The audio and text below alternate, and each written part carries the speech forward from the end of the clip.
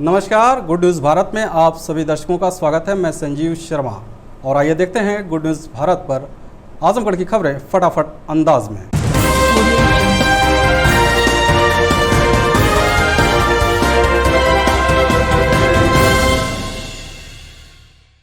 उत्तर प्रदेश की योगी सरकार द्वारा मऊ के विधायक mafia gang leader Mukhtar Ansari पर लगातार शिकंजा कसता जा रहा है। इस बार यह शिकंजा आजमगढ़ में एक मुकदमे में कसा गया है। आपको बता दें, मुख्तार अंसारी के खिलाफ आजमगढ़ के तरवा थाने में 6 वर्ष 8 माह पूर्व हत्या के एक मामले में दर्ज मुकदमे में विवेचना के बाद मुख्तार अंसारी सहित 8 लोगों के खिलाफ अभियोग पंजीकृत किया गया है। यह अभियोग गैंगस्टर एक्ट के अंतर्गत पंजीकृत कराया गया है। मुकदमा आजमगढ़ जिले के तरवा थाने में दर्ज हुआ है। आजमगढ़ पुलिस ने 6 फरवरी 2014 को थाना तरवा के ऐरा कला पोखरे के पास विजयी के घर के सामने चल रहे ठेकेदारी के कार्य कर रहे मजदूरों के ऊपर स्वचालित असलहों से अंधाधुंध फायरिंग किया गया था, जिसमें ठेकेदारी के तहत कार्य कर रहे मजदूर राम इकबाल पुत्र मोहन निवासी सरवदहा थाना कोच जिला गया बिहार की गोली लगने से मौके पर मृत्यु हो गई थी तथा पांचू निवासी सरवदहा थाना कोच जिला गया बिहार गोली लगने से घायल हुआ था। अंधाधुंध फायरिंग से आसपास के क्षेत्र में अफरा तफरी का माहौल उत्पन्न हो गया, जिस संबंध में तरवा थाना में हत्या व अन्य गंभीर धाराओं में मुकदमा पंजीकृत हुआ था। इस मामले में चल रही विवेचना से गैंग लीडर मुख्तार अंसारी का नाम प्रकाश में आया। मुख्तार अंसारी गैंग लीडर व उसके 7 सदस्यों द्वारा ठेकेदारी में वर्चस्व कायम करने के लिए ताबड़तोड़ गोलियां चलाई गई थी।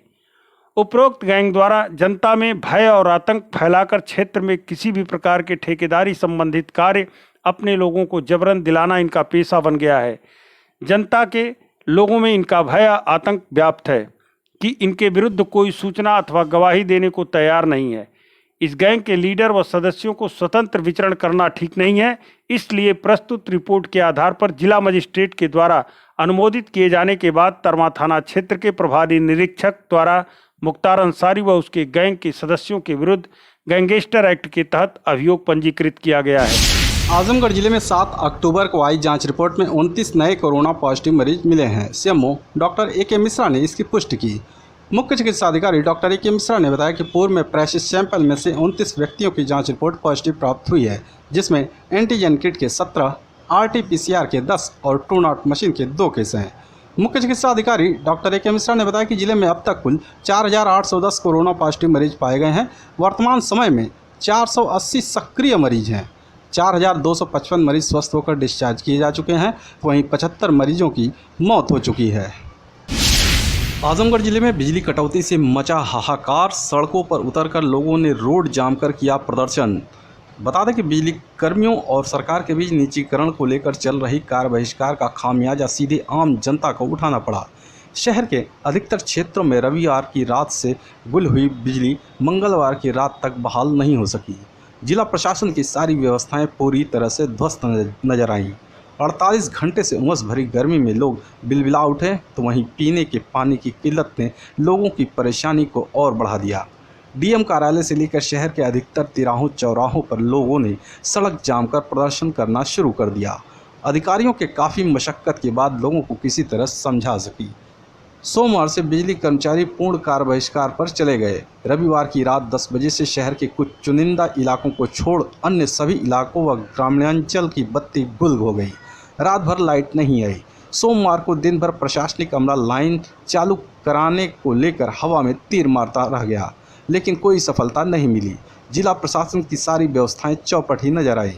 शाम 6 बजे से रात 11 बजे तक प्रशासनिक अमला व कंट्रोल रूम लोगों को 1 से 2 घंटे में बिजली की सप्लाई शुरू हो जाने की बात कहकर बरगलाता रहा। मंगलवार की सुबह पीने के पानी की किल्लत से भी लोगों को रूबरू होना पड़ा। बिजली कर्मियों के हड़ताल ने आम जनता को जैसे रुला सा दिया। उमस भरी गर्मी से लोग बिलबिला रहे हैं, तो वहीं बिजली न होने से पंखा नहीं चल रहा है, तो मौसम की उमस भी लोगों को बेहाल किए है। दोहरी मार झेल रही जनता बिजली न होने की से पूरी तरह से परेशान दिखी। नतीजा ये रहा कि लोग सड़क पर उतरकर प्रदर्शन करते हुए बिजली चालू कराने की मांग करते रहे। शहर के कई इलाकों में 48 घंटे के बाद बुधवार की भोर में बिजली चालू हो सकी, लेकिन अभी भी कई इलाकों में अंधेरा कायम है। प्रशासनिक अमला इन इलाकों में भी विद्युत व्यवस्था बहाल कराने में जुटा हुआ है। हम लोग बिजली प्लस पानी भी नहीं है। जो बच्चे छोटे बच्चे जिसके हैं वो गर्मी से बेहाल हैं, ये चाहिए। और जगह पानी नहीं, सब बर्तन लेके जा रहे हैं, सब पानी बाल्टी लेके जा रहे हैं, तो अच्छी बात है। अब बताइए प्रशासन क्या कर रहा है। तो आज आप लोग सड़क पे बैठे हैं, आप लोग का विरोध क्या है? हम लोग को एक लाइट चाहिए, हम लोग को लाइट चाहिए जरूर। परेशानी है, हम लोग क्या कर रहे हैं? अरे भैया लाइट नहीं है, बहुत परेशानी है। बताइए, इसमें कैमरे में बताइए। बिना पानी के कुछ हो सकता, बिना लाइट के पानी नहीं मिलेगा। सबसे बड़ी समस्या क्या नाम है आपका? अंजलि का है। क्या आज किस तरीके का प्रदर्शन आप लोग कर रहे हैं? हम लोग बिजली के लिए प्रदर्शन कर रहे हैं। क्या समस्याएं हो रही हैं? पानी की समस्या हो रही है और गर्मी इतनी काफी बढ़ रही है। तो वो आपका चेहरा बता रहा है, आपका पसीना बता रहा है, आपकी मोबाइल बता रही है, आपका गिरता नेटवर्क बता रहा है, स्विच ऑफ होती मोबाइल बता रही है। लोग बिना नहाए धुले, बिना खाए, बिना लैट्रिन किए लोग एकदम से परेशान हैं। घर में बूढ़े बच्चे बीमार एकदम से त्रस्त हो चुके हैं। करीब 36 से 38 घंटा हो चुका, बिजली नहीं आई। प्रशासन ने कहा था कि हम व्यवस्था कर ले रहे हैं, वैकल्पिक व्यवस्था हमारे पास मौजूद है, लेकिन नतीजा सामने है। बिना नहाए खाए हम लोग यहाँ बैठे हुए हैं। अब पानी नहीं मिल रहा है, तो हम लोगों ने तय किया है बिजली जब तक नहीं आएगी, अगर शाम तक बिजली नहीं आती है तो हम लोग अपने अपने घरों के बाल बच्चे सहित जो भी जिले के आला अधिकारी हैं, चाहे डीएम साहब हैं, जो भी जिम्मेदार लोग हैं, सबके घरों में शाम को हम बाल बच्चों सहित लोटा बल्टी सहित हम लोग पहुँचेंगे। वहीं हमें लेटरिन भी करना है, वहीं हमें खाना खाना है। इनकी जिम्मेदारी बनती है, चाहे सत्ता के लोग समझें, चाहे प्रशासन के या नेता लोग समझें। हमें तो बिल देने वाले हैं, टैक्स पेयर हैं हम, हमें बिजली चाहिए, हमें सुविधा चाहिए, बाकी चीज़ें ये लोग। सबसे पहले आप अपना परिचय दीजिए। मैं जयप्रकाश यादव हूँ, राज्य विद्युत परिषद प्राविधिक कर्मचारी संघ का क्षेत्रीय अध्यक्ष हूँ। आप लोगों ने 37 दिनों से इतने बड़े आंदोलन को किया, उसके आगे सरकार ने निजीकरण का विरोध करते हुए इतने दिनों तक आपने लोगों ने आंदोलन को चलाए रखा, उसके आगे सरकार ने घुटने टेके, आखिर क्या वजह रही थी सरकार ने अपने? सरकार को हम लोगों ने समझाया कि आप मान जाइए, अगर आप निजीकरण कर देंगे, पूंजीपतियों के हवाले कर देंगे, तो पूंजीपति हमेशा अपने लाभ का काम करता है, हमेशा जनता को ठगने का काम करेगा पूंजीपति। इसलिए आप इस निजीकरण को फैसले को वापस लीजिए, क्योंकि जो आज के समय में उपभोक्ताओं के बिल 600-700 रुपये महीने आ रही है, अगर पूंजीपतियों के हवाले चला जाएगा विभाग तो 1800-1900 रुपये महीने के बिल आएगी। इसलिए सरकार को हमारी बातों को समझ में आया। हम लोग लगभग 37 दिनों से आंदोलन कर रहे थे, उनके बाद दिमाग में घुसी बात हम लोगों की और उन्होंने अपने फैसले को वापस लिया। मैं इसलिए सरकार को बहुत बहुत धन्यवाद देता हूँ, बहुत बहुत बधाई देता हूँ। धन्यवाद साहब। और कहीं ना कहीं इसमें आपके कर्मचारी भी लगे रहे आपके आंदोलन में। मैं जितने भी साथी हमारे लगे रहे कर्मचारी, मैं सबको बहुत बहुत घोर करूँ प्रशंसा करता हूँ। मैं सबको साधुवाद देता हूँ, बहुत बहुत बधाई देता हूँ। आजमगढ़ जिले के पलनी गांव के ग्रामीणों ने गांव के बंजर जमीन पर अवैध कब्जा करने का आरोप लगाते हुए डीएम को शिकायती प्रार्थना पत्र सौंपा। जिलाधिकारी कार्यालय डीएवीपीजी कॉलेज के पूर्व छात्र संघ मंत्री के नेतृत्व में पलनी गांव की महिलाओं ने डीएम को शिकायती प्रार्थना पत्र सौंपा। पूर्व छात्र संघ मंत्री विशाल राजभर ने बताया कि गांव में पूर्व प्रधान की मिली भगत से कुछ दबंग गांव के बंजर भूमि पर अवैध रूप से कब्जा कर रहे हैं। इस बात की शिकायत कई बार आला अधिकारियों से की गई, लेकिन कोई सुनवाई नहीं हुई। एक बार फिर ग्रामीणों ने जिलाधिकारी को ज्ञापन सौंप मांग किया है कि गाँव की बंजर भूमि पर किए गए अवैध कब्जे को हटवाया जाए और दोषियों के खिलाफ सख्त कार्रवाई की जाए। मामला सर परानी के बंचल जमीन है, उस पर तू सलोतो वाला कई वर्षों से अवैध कब्जा कर रखा है और हम लोग तो आए थे बहुत बार जिला अधिकारी के पास, तो ही सुनवाई नहीं हुई सर। क्या मांगे हैं आप? हमारी मांग है सर, हमारी बंजर जमीन कितना नाप चले पाल तोला नपवा तल, उससे सीमा तलन चलते हमें फिर से हमारे कब्जे में लिया था। आजमगढ़ जिले से एक बड़ी खबर। जिले के जहानागंज थाना क्षेत्र के गोधौरा गांव के पास ट्रक और बाइक की आमने सामने टक्कर में 2 की मौत, एक गंभीर रूप से घायल। बता दें कि जहानागंज थाना क्षेत्र के अमदही गांव निवासी रोहित यादव बाइक पर 2 लोगों को बैठाकर आजमगढ़ की तरफ जा रहा था।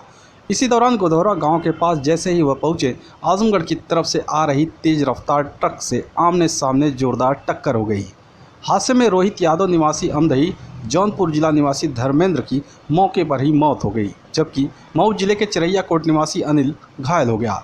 दुर्घटना की जानकारी मिलते ही जहानागंज थाना अध्यक्ष ज्ञानुप्रिया दल बल के साथ मौके पर पहुंची और दोनों शवों को कब्जे में लेकर पोस्टमार्टम के लिए भेज दिया, जबकि घायल युवक को जिला अस्पताल में भर्ती करवाया, जहां उसका इलाज चल रहा है। आजमगढ़ जिले में आवास प्लस योजना के तहत 48,813 लोग अपात्र मिले हैं। डीएम ने दी जानकारी। बता दें कि सरकार ने 2022 तक सभी कच्चे मकान वालों को पक्का आवास मुहैया कराने का निर्णय लिया है। आदेश के अनुपालन में जिले के सभी 22 विकासखंडों में प्रधानमंत्री आवास ग्रामीण योजना अंतर्गत आवास प्लस के 1,62,506 लाभार्थी चिन्हित किए गए थे, जिसमें 48,813 अपात्र मिले। शेष 1,13,693 लाभार्थियों को आवास के लिए अग्रिम कार्रवाई शुरू कर दी गई है। शासन से लक्ष्य निर्धारित होने के बाद एक बार पुनः सत्यापन की कार्रवाई शुरू की जाएगी। जिलाधिकारी ने बताया कि आवास बनाने के लिए मनरेगा से पारिश्रमिक का भुगतान किया जाएगा, जिसके लिए अब तक 1,18,184 जॉब कार्ड की मैपिंग की जा चुकी है। पात्र बचे लाभार्थियों का ग्राम सभावार एक बार पुनः बैठक में जांच कराई जाएगी। उसके बाद लक्ष्य पूर्ति के लिए सूची शासन के पास भेजी जाएगी। प्रधानमंत्री गरीब कल्याण रोजगार अभियान के तहत पात्र लाभार्थियों को 90 से 95 दिन की मजदूरी मनरेगा से दी जाएगी। आवास के लिए 1,20,000 रुपये अवमुक्त किए जाएंगे। पहले चरण में आवास प्लस की धनराशि का आवंटन शासन से लक्ष्य निर्धारित होने के बाद किया जाएगा। उसके बाद भी प्राथमिकता सुनिश्चित की जाएगी। ग्राम पंचायतों की बैठक में पात्र लाभार्थियों का नाम पढ़कर सुनाया जाएगा, जिससे सही पात्रों का ही चयन हो सके। आगामी त्यौहार चेहल्लुम पर आजमगढ़ जिले में नहीं निकलेगा जुलूस। पुलिस अधीक्षक सुधीर कुमार सिंह ने दी जानकारी। एसपी सुधीर कुमार सिंह ने धारा 144 का हवाला देते हुए बताया कि आगामी त्यौहार चेहल्लुम पर किसी भी प्रकार के जुलूस पर पूरी तरह से प्रतिबंध है। उन्होंने बताया कि इस समय कोरोना काल चल रहा है, लिहाजा कोविड-19 का गाइडलाइन भी जारी है, इसलिए त्यौहार पर लोग अपने अपने घरों में ही इबादत करेंगे। त्यौहार को लेकर सुरक्षा के पुख्ता इंतजाम किए गए हैं। देखिए, जुलूस निकालने की कोई धारा 144 लगी है और जुलूस निकालने की कोई परमिशन नहीं है, तो जुलूस कोई इसमें नहीं निकाला जाएगा और लोग अपने ढंग से जो इबादत करते हैं वो इबादत करेंगे। और बाकी कोई जुलूस निकालने की धारा 144 में कोई भी जुलूस निकालने की परमिशन नहीं दी जा सकती, तो परमिशन नहीं है। और कोरोना की गाइडलाइंस ऑलरेडी सबको सर्कुलेट की जा चुकी है। कोरोना काल चल रहा है, तो उसके अनुसार लोग अपना घर के अंदर जाकर या इबादत करके इबादत कर सकते हैं। सुरक्षा व्यवस्था पूरी तरह चाक चौबंद है और जो ड्यूटी रहती है वो लगाई गई है। 2 प्लाटून पीएसी हमारे पास है, वो सभी थानों डिस्ट्रीब्यूट की गई है। पुलिस लाइन का फोर्स, थानों का फोर्स और जो ऑफिसर्स का फोर्स है वो ड्यूटी में लगाया गया है और पूरी चाक चौबंद व्यवस्था रहेगी। कहीं कोई दिक्कत नहीं आने वाली है। आप देखते रहिए गुड न्यूज़ भारत।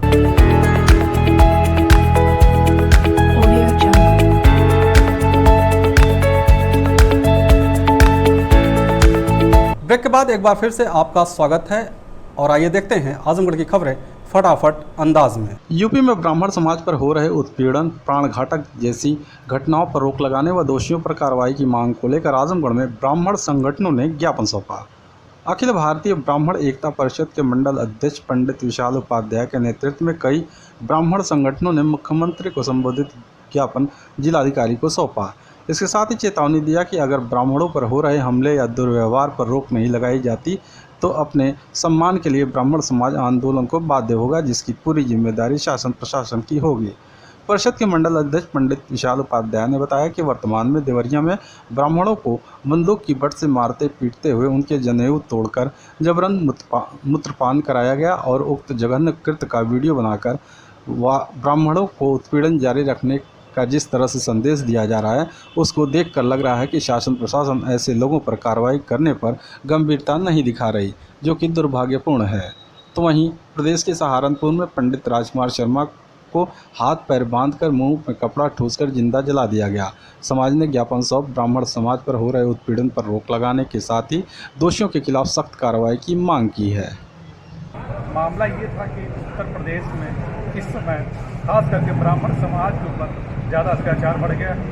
अभी 2 दिन पहले देवरिया में हमारे समाज के ब्राह्मण को बंदूक के खुदों से मारा गया, उनका जनेऊ तोड़ा गया और उन्हें मूत्रपान कराया गया।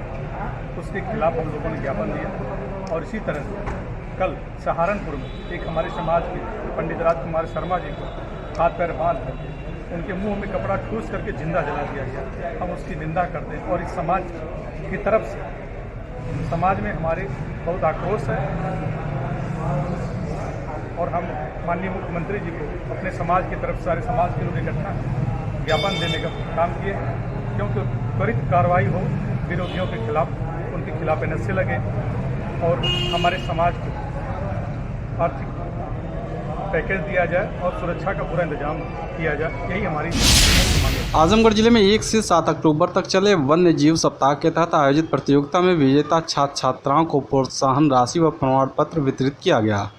बता दें कि वन्य जीव सप्ताह के तहत विभिन्न कार्यक्रमों जैसे वन्य जीव से संबंधित निबंध प्रतियोगिता, चित्रकला व भाषण प्रतियोगिता का आयोजन किया गया, जिसमें लोगों को वन्य जीव के प्रति जागरूक करते हुए बताया गया कि वन्य जीव संरक्षण पर्यावरण व परिस्थितिकी तंत्र के लिए आवश्यक है।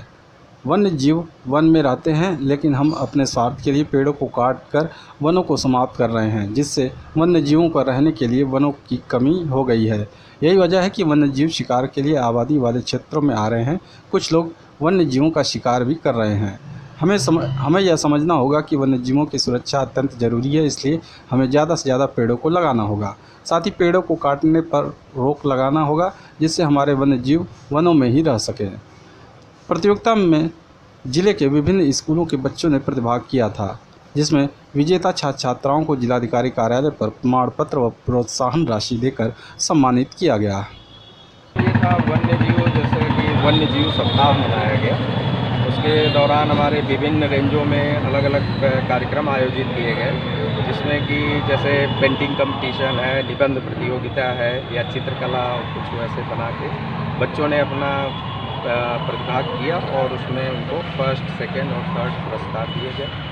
और इसका मेन महत्व था, मुख्य उद्देश्य था कि वन्य जीवों के प्रति जो है लोगों को वन्य जीवों की सुरक्षा के लिए और उनके महत्व को समझाने के लिए। आजमगढ़ डीएम राजेश कुमार ने जिले में 12 नए कंटेनमेंट जोन बनाए जाने की घोषणा की। जिलाधिकारी ने बताया कि कंटेनमेंट जोन के निर्धारण के संबंध में दी गई व्यवस्था के अनुसार जनपद के मोहल्ला रशाद नगर, गुलामी कापुरा नगर पालिका परिषद आजमगढ़, राजा सुग्राम खैरातपुर तहसील सदर, मोहल्ला सदावर्ती नगर पालिका परिषद आजमगढ़, मोहल्ला बागेश्वर नगर पालिका परिषद आजमगढ़, मोहल्ला मड़िया जयराम नगर पालिका परिषद आजमगढ़, मोहल्ला खत्री टोला नगर पालिका परिषद आजमगढ़, यादव बस्ती राजा सुग्राम धरनीपुर रानीपुर तहसील में नगर, जामेतुल बनात मोहल्ला खानगाह बहरामपुर नगर पंचायत जीयनपुर, राजा सुग्राम बेरमा तहसील सगड़ी, राजा सुग्राम टीकरपुर बैठान तहसील सगड़ी, ठाकुर बस्ती राजा सुग्राम ताहिरपुर तहसील सगड़ी, कुम्हार बस्ती राजा सुग्राम मुल्लापुर तहसील निजामाबाद का संपूर्ण क्षेत्र कंटेनमेंट जोन होगा। इन क्षेत्रों में कंटेनमेंट जोन प्रोटोकॉल का 100% अनुपालन सुनिश्चित किया जाएगा, जिसमें कॉन्ट्रैक्टर चिकित्सा अधिकारी द्वारा किए गए रिस्क निर्धारण के आधार पर व्यक्तियों को होम या इंस्टीट्यूशनल क्वारंटाइन किया जाना है। आजमगढ़ शहर कोतवाली क्षेत्र के बाग लखराव पुल के पास एक मजदूर का मिला शव, परिजनों ने जताई हत्या की आशंका। पुलिस ने शव को पोस्टमार्टम के लिए भेजा। बता दें कि बिहार प्रांत के गोपालगंज जिले के भोरे थाना क्षेत्र के लाल छापर गांव निवासी 55 वर्षीय हृदयानंद पूर्व में मुबारकपुर थाना क्षेत्र के पाही जमीन पाही गांव निवासी दिवाकर सिंह के यहाँ रहकर मजदूरी करते थे। उनके पुत्र संतोष ने आरोप लगाया है कि दिवाकर उसके पिता की मजदूरी महीनों से दबाए बैठे थे।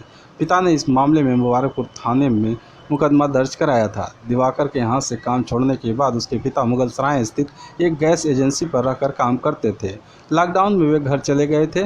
लॉकडाउन खत्म हुआ तो उसके पिता गैस एजेंसी पर काम करने के लिए गए तो मैनेजर ने कहा कि जगह खाली नहीं है। काम न मिलने पर 6 दिन पूर्व उसके पिता दिवाकर के यहाँ अपना बकाया रुपया मांगने आजमगढ़ के लिए रवाना हुए थे। बुधवार को ग्रामीणों ने बाग लखराव पुल के पास उनका शव देख पुलिस को सूचना दी। पुलिस ने छानबीन की तो उसके पास से मिले कागजात के आधार पर परिजनों को सूचना दी। शहर कोतवाल कृष्ण कुमार गुप्त ने बताया कि पोस्टमार्टम रिपोर्ट आने के बाद ही मौत का कारण स्पष्ट हो सकेगा। आजमगढ़ जिले में वर्ष 2014 में हुई हत्या के मामले में मऊ विधायक मुख्तार अंसारी सहित 9 लोगों पर तरवा थाने में गैंगस्टर के तहत केस दर्ज किया गया है। एसपी ने दी जानकारी। बता दें कि बीते 6 फरवरी 2014 को तरवा थाना क्षेत्र के ऐराकला गांव में निर्माणाधीन एक सड़क के ठेके को लेकर मुख्तार गैंग के लोगों ने मऊ जिले के सराय लगनसी थाना क्षेत्र के अहिराबाद गांव निवासी ठेकेदार राजेश सिंह पर 6 फरवरी 2014 को ताबड़तोड़ फायरिंग की थी। इस दौरान राजेश सिंह के 2 मजदूरों राम इकबाल और पाचू को भी गोली लगी थी। इसमें राम इकबाल की मौत हो गई थी। घटना के बाबत ठेकेदार राजेश सिंह ने विधायक मुख्तार समेत 15 के खिलाफ तरवा थाने में नामजद मुकदमा दर्ज कराया था। साल 2018 में स्पेशल कोर्ट ने मामले में आरोपी तय कर दिया है। अब इसी हत्याकांड को लेकर आजमगढ़ पुलिस ने मुख्तार पर शिकंजा कसने की रणनीति तय की है। इसके तहत मुख्तार समेत 9 पर तरवा थाने में गैंगस्टर के तहत मुकदमा पंजीकृत कराया गया है। इसमें विधायक मुख्तार अंसारी के अलावा राजेंद्र पासी, राजन पासी, हरकेश यादव, राजेश सिंह, सोहन पासी, छोटा पंकज, श्याम बाबू पासी व अभिषेक मिश्रा शामिल हैं। एसपी सुधीर कुमार सिंह ने बताया कि वर्ष 2014 में हुए हाई प्रोफाइल हत्याकांड में मुख्तार व उनके समर्थकों पर गैंगस्टर के तहत कार्रवाई करते हुए तरवा थाने में मुकदमा पंजीकृत कराया गया है। इसके साथ ही उनकी गैंगशीट खोली जा रही है। जल्द ही गैंगस्टर में शामिल मुख्तार समेत अन्य की संपत्ति जब्त करने की कवायद शुरू की जाएगी। देखिए, थाना तरवा में एक हाईलाइटेड मर्डर हुआ था वर्ष 2014 में, और उसमें मुख्तार अंसारी और बाकी उसके गैंग के मेंबरों द्वारा ये मर्डर किया गया था। उस मर्डर के संबंधित आज एक गैंगस्टर एक्ट का मुकदमा थाना तरवा में दर्ज हुआ है, और उसमें मुख्तार अंसारी के खिलाफ दर्ज हुआ है और उसके अन्य 7 मेंबर्स के खिलाफ ये मुकदमा दर्ज किया गया है, जिसमें कुछ लोग हमारे थाना क्षेत्र के रहने वाले हैं, कुछ लोग मऊ के रहने वाले हैं। ये सभी हार्डकोर क्रिमिनल हैं और इनके खिलाफ मुकदमा दर्ज कर इनके खिलाफ कार्रवाई की जाएगी, और जो इनकी प्रॉपर्टी है वो भी 14(1) में जब्त की जाएगी। लालगंज सीएचसी के चिकित्सकों की कोविड-19 जांच में उमरी कला ठेकमा निवासिनी एक महिला की रिपोर्ट मिली कोरोना पॉजिटिव। सीएचसी लालगंज के चिकित्सकों ने बुधवार को कुल 167 लोगों की कोविड-19 की जांच की, जिसमें 119 लोगों की एंटीजन किट से जांच की गई। इसमें 118 लोगों की रिपोर्ट नेगेटिव प्राप्त हुई तथा एक महिला कोरोना संक्रमित पाई गई। 48 लोगों का टेस्ट RT-PCR द्वारा किया गया, जिनकी रिपोर्ट 1-2 दिन में प्राप्त होगी। CHC in charge doctor Manoj Kumar ने इसकी पुष्टि करते हुए बताया कि पॉजिटिव मरीज उमरी कला ठेकमा की निवासिनी है। उन्होंने कहा, संक्रमित मरीज को होम आइसोलेट किया जा रहा है तथा मरीज से मिलने जुलने वाले लोगों का भी शीघ्र ही कैंप लगाकर टेस्ट किया जाएगा। लालगंज के संस्कार मैरिज हॉल में आयोजित की गई भाजपा की मंडल स्तरीय कार्यशाला। लालगंज के संस्कार मैरिज हॉल में भाजपा की मंडल स्तरीय कार्यशाला का आयोजन किया गया। कार्यशाला में विधानसभा लालगंज के विभिन्न मंडलों के मंडल अध्यक्ष, मंडल महामंत्री आदि उपस्थित रहे। कार्यक्रम के मुख्य अतिथि आदित्य नारायण राय पूर्व जिला उपाध्यक्ष रहे। उन्होंने बताया कि पार्टी चयनित पदाधिकारियों को कार्यशाला के माध्यम से प्रशिक्षित करने का कार्य कर रही है, ताकि वह पूर्ण रूप से प्रशिक्षित हो सकें। इस अवसर पर जिला उपाध्यक्ष रामनयन सिंह, जिला महामंत्री सीता चौहान, जिला मंत्री संचिता श्री चौहान, दिनेश सिंह मंडल अध्यक्ष पलना, अवधराज यादव मंडल अध्यक्ष देवगांव सिधौना, संतोष चौबे मंडल अध्यक्ष ठेकमा, सौरभ सिंह मंडल उपाध्यक्ष बरदा, मंडल महामंत्री आशीष सिंह, मंडल महामंत्री जयदीप श्रीवास्तव, मंडल महामंत्री कविंद्र सिंह, मंडल महामंत्री लालगंज आदर्श कुमार राय सहित अन्य कार्यकर्ता व पदाधिकारी मुख्य रूप से उपस्थित रहे। इस कार्यक्रम की अध्यक्षता रजनीकांत त्रिपाठी और संचालन मंडल महामंत्री आदर्श कुमार राय ने किया। पराली जलाने से मुक्ति के लिए लालगंज क्षेत्र में कंबाइन हार्वेस्टरों में लगाया जा रहा है SMS सिस्टम। लालगंज क्षेत्र में धान की कटाई को लेकर कंबाइन हार्वेस्टरों में लगाया जा रहा है SMS सिस्टम, ताकि लोगों को पराली जलाने की आवश्यकता न पड़े। सरकार की मंशा के अनुरूप लालगंज क्षेत्र में कंबाइन हार्वेस्टरों में SMS सिस्टम लगाया जा रहा है, ताकि पराली जलाने की आवश्यकता ही न पड़े। आपको बता दें, पर्यावरण के लिए घातक बन रहे पराली जलाने से पूरा राष्ट्र परेशान है। इसलिए सरकार ने कंबाइन हार्वेस्टर संचालकों को यह आदेश दे रखा है कि बिना SMS सिस्टम के कोई भी कंबाइन हार्वेस्टर नहीं चलेगा। इसी दृष्टिगत रखते हुए धान की कटाई से पूर्व ही कंबाइन हार्वेस्टर संचालकों ने SMS सिस्टम लगाना आरंभ कर दिया है। कंबाइन हार्वेस्टर संचालक लालगंज तहसील क्षेत्र के अमिलिया निवासी सत्येंद्र कुमार सिंह ने बताया कि कंबाइन हार्वेस्टर में SMS सिस्टम लगाने की प्रक्रिया आरंभ कर दी गई है, ताकि सरकार की मंशा के अनुरूप पराली जलाने की किसानों को आवश्यकता ही न पड़े। कंजईद बाजार में हाथरस की घटना से क्षुब्ध युवाओं ने निकाला कैंडल मार्च। बड़ी संख्या में मौजूद युवाओं में दिखा आक्रोश। पूरा देश हाथरस की घटना से जहां उबल रहा है, वहीं हर कोई इस घटना के बाद पीड़ित परिवार के साथ सहानुभूति जता रहा है। इस बर्बरतापूर्व कार्य से युवा काफी गुस्से में है। सरकार ने जहां CBI जांच के आदेश दे दिए हैं, तो वहीं लोगों के अंदर घटना को लेकर अब भी काफी गुस्सा देखा जा रहा है। इसी क्रम में लालगंज विकासखंड क्षेत्र के कंजईद बाजार में भी मंगलवार की की रात युवाओं के अंदर गुस्से की झलक देखी गई। यहां बड़ी संख्या में युवाओं ने कैंडल मार्च निकाला, जो बाजार के एक छोर से होते हुए पूरी बाजार का भ्रमण करते हुए दूसरे छोर पर जाकर समाप्त हुआ। युवाओं ने पीड़ित युवती को श्रद्धांजलि दी तथा 2 मिनट का मौन रखकर उनकी आत्मा की शांति के लिए प्रार्थना भी की। युवाओं ने हत्यारों को फांसी दो आदि के नारे भी लगाए, जिससे पूरी बाजार गूंज उठी। इस मार्च में कई छात्र नेताओं के साथ स्थानीय निवासी बड़ी संख्या में युवक मौजूद रहे।